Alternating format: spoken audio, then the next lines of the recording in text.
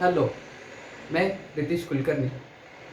आज हम लोग एक बहुत इम्पोर्टेंट टॉपिक पे डिस्कशन करने वाले हैं। पर जो आप सभी को पता है कि हमारे सबके दिमाग में एक बहुत बड़ा क्वेश्चन होता है। As you know, education is the most important part of our everyone's life. Yes, it is. And it starts from the age of 4th onwards. Yes, जब हमारा बच्चा 3, 3.5 या 4 साल की उम्र कंप्लीट करता है तो उसके बाद हम लोग इसी बारे में सोचते हैं कि उसको कौन से स्कूल में एडमिशन ले, उसको कौन सा बोर्ड चूज करे, क्या उसको हम लोग किसी कॉम्पिटिटिव एग्ज़ाम के लिए प्रिपेयर करें या नहीं।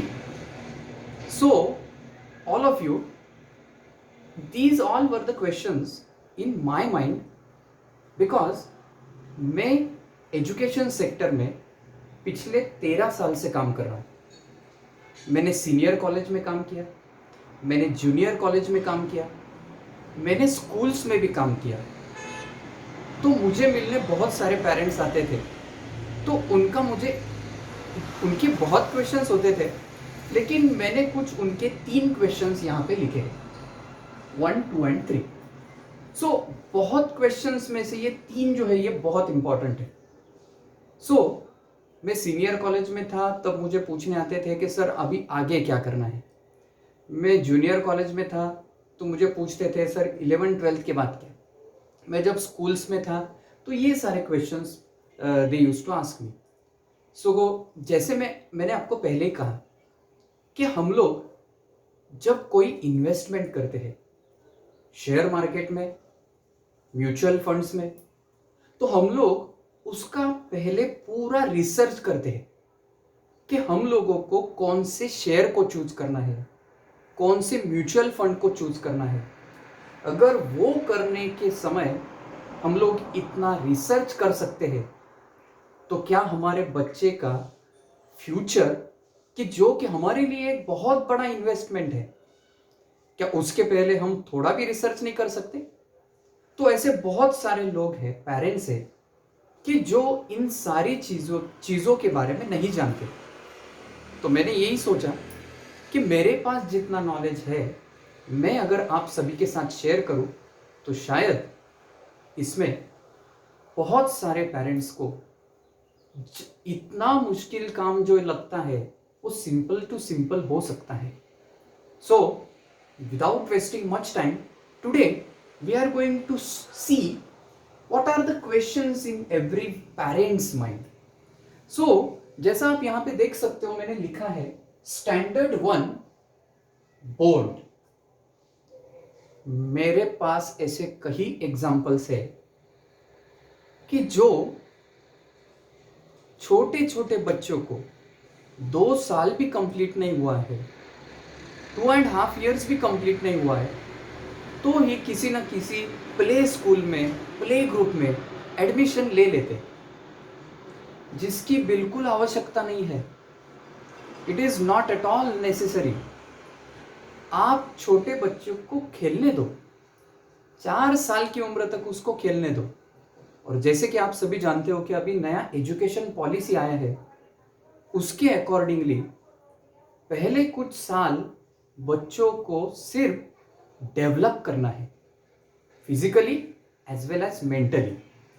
सो आप पहली बात तो ये ध्यान में रखो कि 2 साल के, 2.5 साल के, 3 साल के, 3.5 साल के बच्चों को इतना एंगेज मत करो, उनको खेलने दो, उनको जो करना है वो करने दो। नेक्स्ट आता है स्टैंडर्ड 1। अभी आप मुझे बताओ, स्टैंडर्ड 1 में मैंने जो लिखा है बोर्ड, क्या ये सही है? स्टैंडर्ड 1 से कौन सोचता है भाई बोर्ड एग्जाम का? हम लोगों को स्टैंडर्ड 10 में बोर्ड एग्जाम देना है।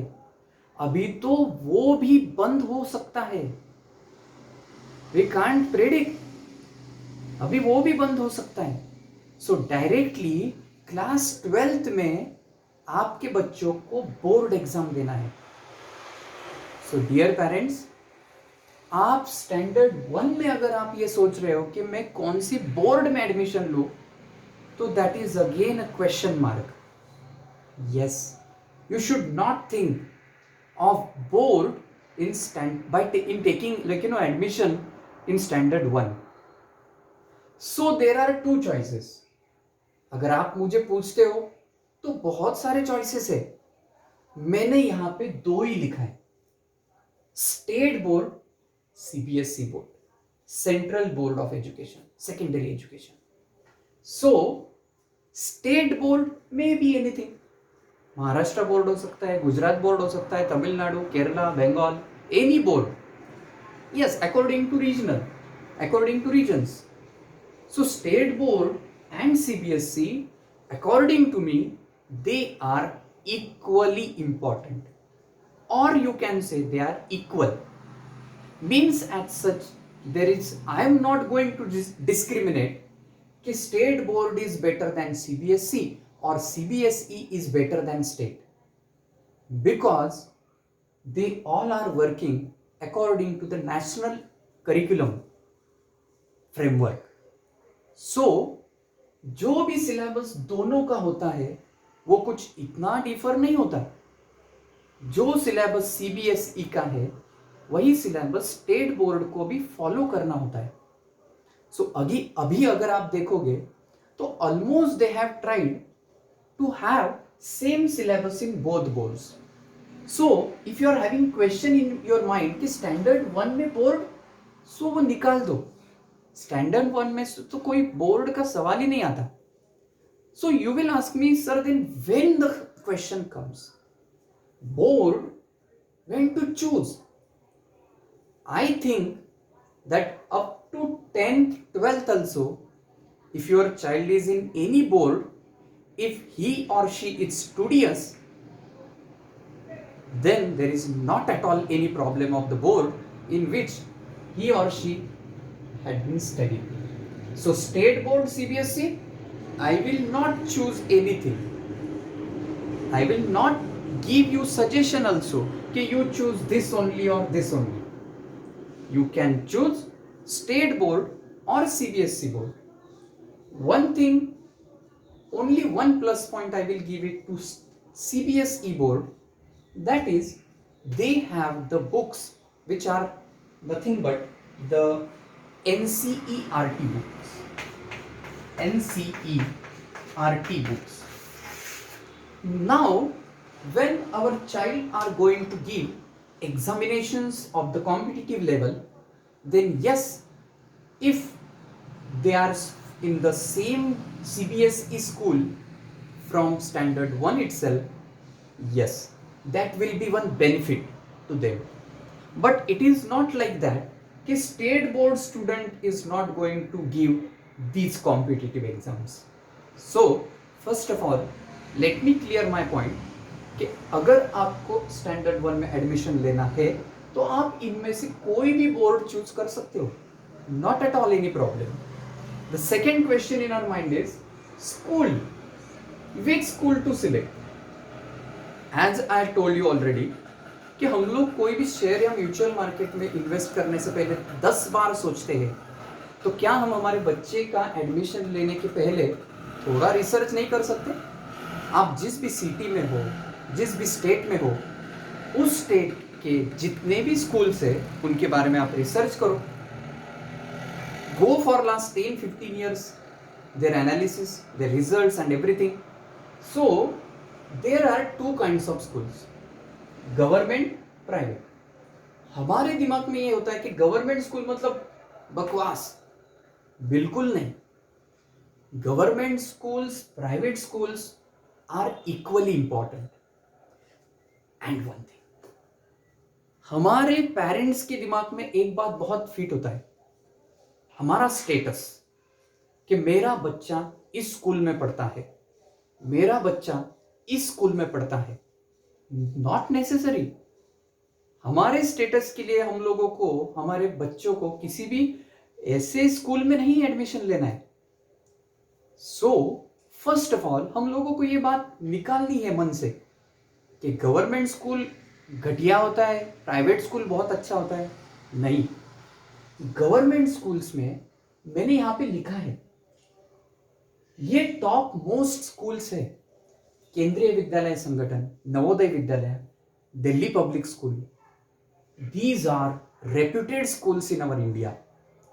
सो आप अगर गवर्नमेंट सर्वेंट्स हो तो yes, you can take admission in the schools. Kendriya Vidyalaya, Navodaya, Delhi public school, इसमें से केंद्रीय विद्यालय में आप स्टैंडर्ड 1 से एडमिशन ले सकते हो। नवोदय स्कूल में आपको स्टैंडर्ड 6 से एडमिशन लेना पड़ता है और उसके लिए भी एंट्रेंस एग्जाम कंपलसरी होता है।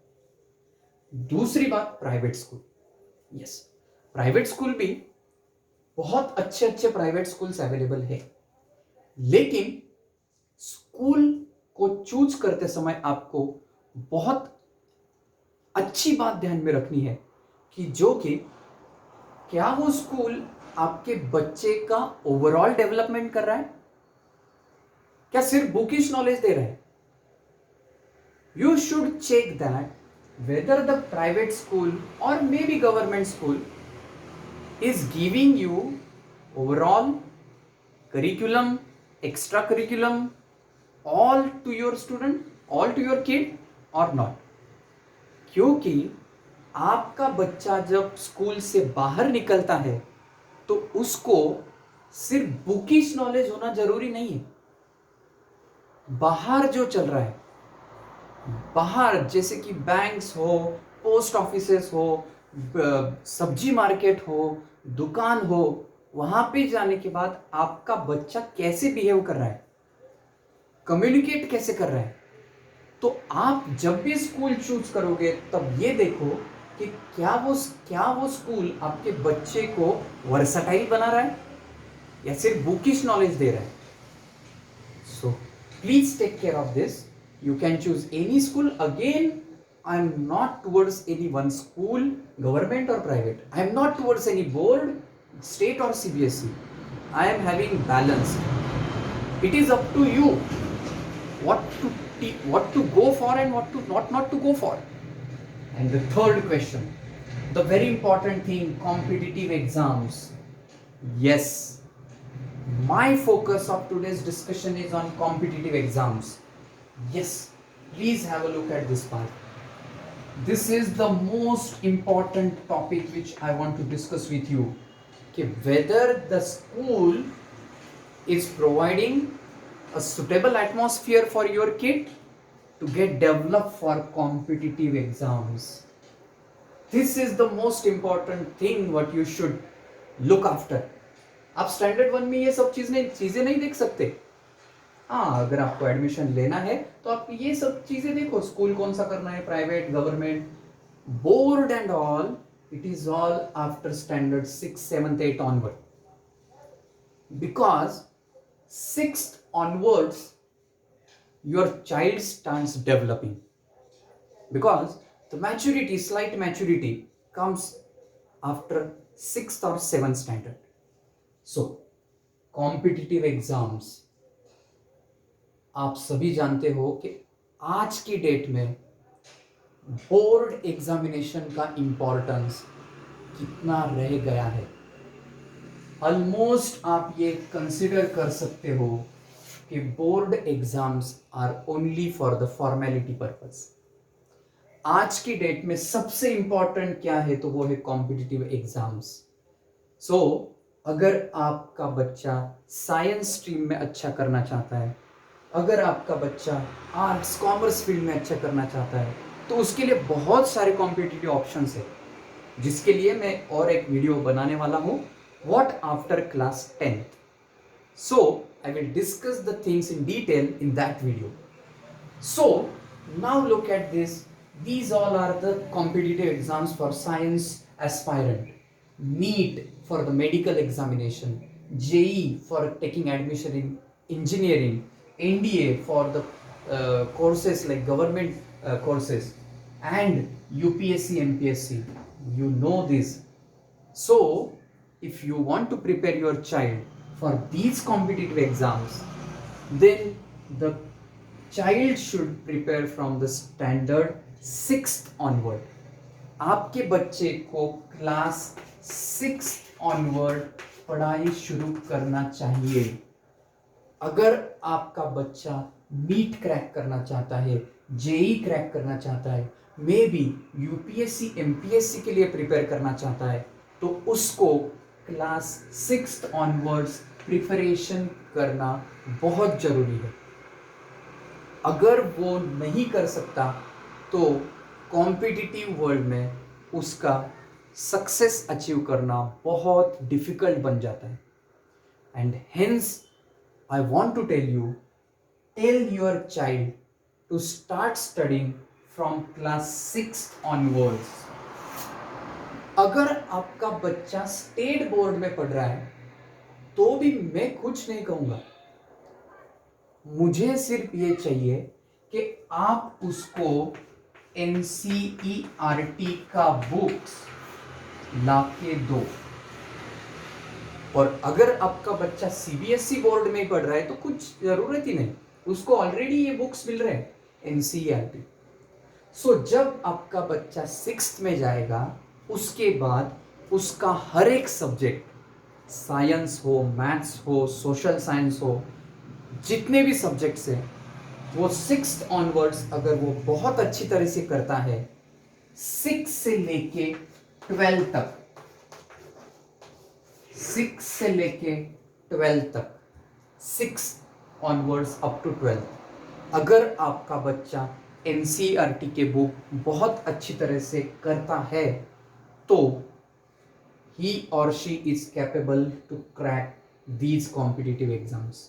नीट हो, जेई हो, यूपीएससी हो, एमपीएससी हो या एनडीए हो या बाकी के कोई भी एग्जामिनेशंस हो, आपका बच्चा बहुत अच्छी तरह से ये कॉम्पिटिटिव एग्जाम को फेस कर सकता है।